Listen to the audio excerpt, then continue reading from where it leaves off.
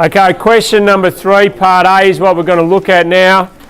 And as I've mentioned, this is information that's available for Flour Limited, and they've given us some ratios. And what we've got here is we've got the ratio for 2013 and the ratios for 2014. And it says, what do you conclude about the entity from a comparison of the ratios above over the 2 years? So we're asking you about trends. So what do you conclude? Okay, so what can you tell me about this? Let's talk about the average days and the collection period. So these two ratios here, let's talk about those two first.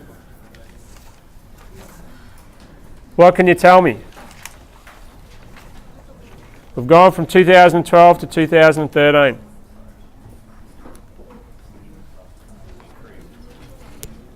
Decrease? Who's saying decrease? Decrease what? Average collection period. Okay. Average collection period.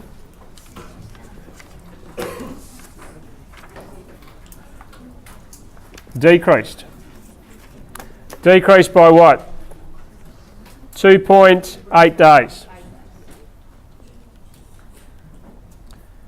All right, so decreased by 2.8 days.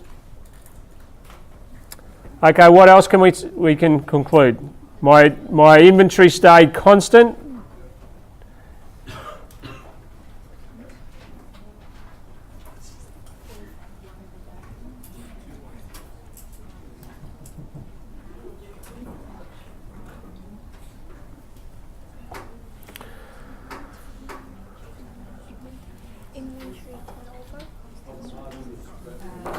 All right, so my average collection period, by decreasing my average collection period, I have improved cash flow. So that's improved my cash flow, meaning I'm collecting from my customers 2.8 days earlier than normal. So that's a good thing for the business. All right, what about my profitability ratios?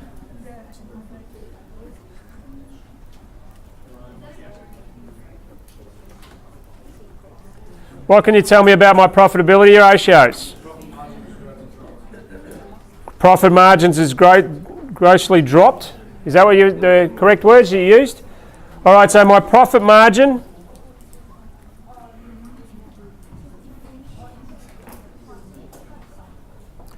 has decreased by, how much is it? 9.8%. That's not a good thing. Gross profit margin.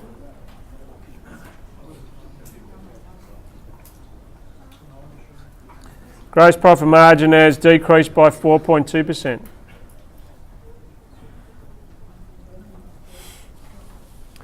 Okay, so what does this mean? It means it's not good. Yeah, you've got to give me a little bit more than it means not good. Okay, so it means that for my gross profit margin, I'll just abbreviate that to GPM. Gross profit margin, purchases have increased, or selling price decreased. Because my gross profit margin, all my gross profit margin is my gross profit divided by my sales. And my net profit margin is my net profit divided by my sales.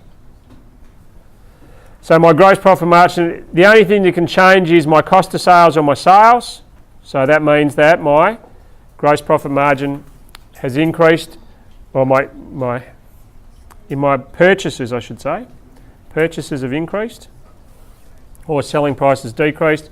My net profit margin, my operating expenses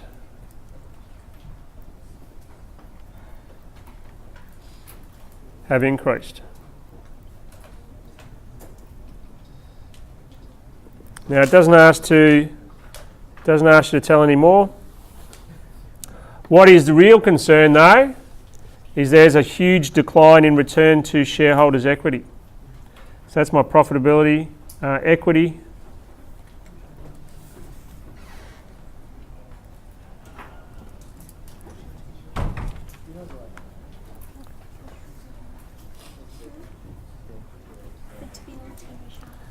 Equity, return to equity, I should say return to equity,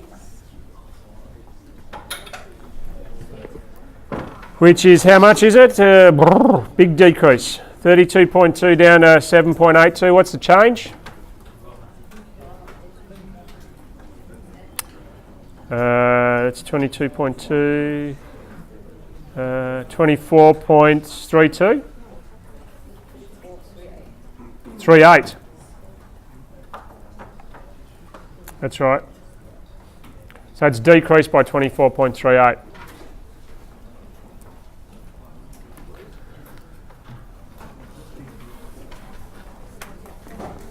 Okay, so what you need to do, obviously this is not going to look good for investors.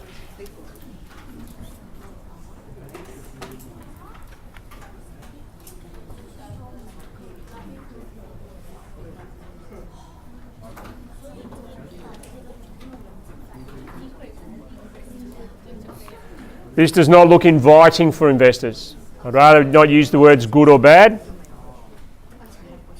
Why is it bad to use the word? Yeah, sometimes it could be good to use those words too. No, it can give the wrong connotation of what I'm trying to... So when I say it does not look good for investors, you might say, oh, the investors are in trouble. But when I say it doesn't look inviting to investors, it means they're not going to look at my company for longer. No worries. Now, the other part 2 of this question says, identify and describe 2 limitations of financial statement analysis. What's some of the limitations?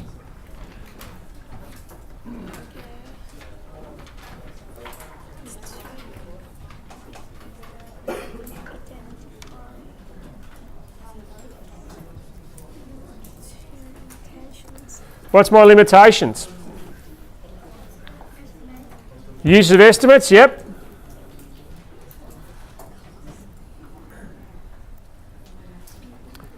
I use estimates in my financial statement analysis. What else?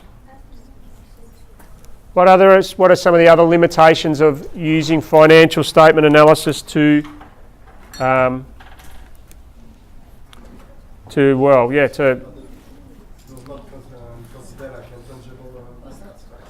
it doesn't consider, which one say again, Mark? It doesn't consider, okay, it doesn't consider, yeah, okay.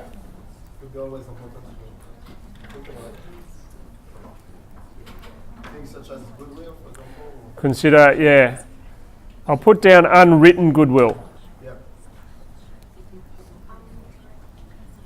And unwritten goodwill is goodwill that we've got in our company, like repeat customers, quality of the product, all those sorts of things that you can't actually tell from the financial statements. Written goodwill is if I've purchased a business and I've got goodwill in my accounts.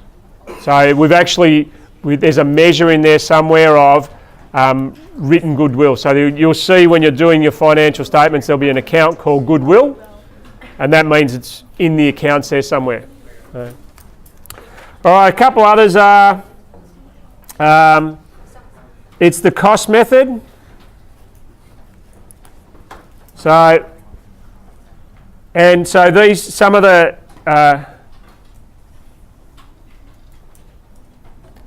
so some items may have old costs.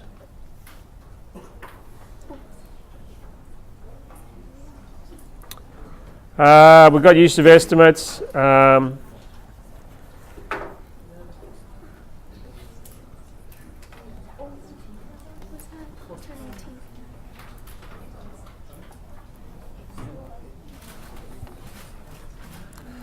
We've also got alternative accounting methods. Now, I'll just put in brackets here depreciation. So there's ways to depreciate, which can be different from each organisation. So therefore comparing the information can be different. And And let's say economic information or atypical.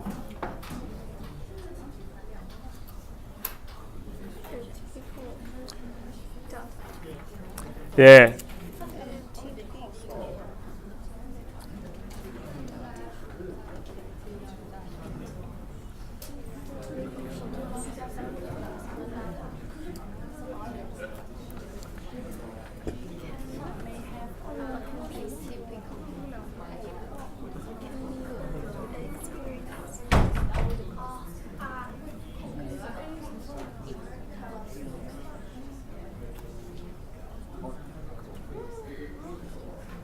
All right, so information can have the experience of different economic conditions.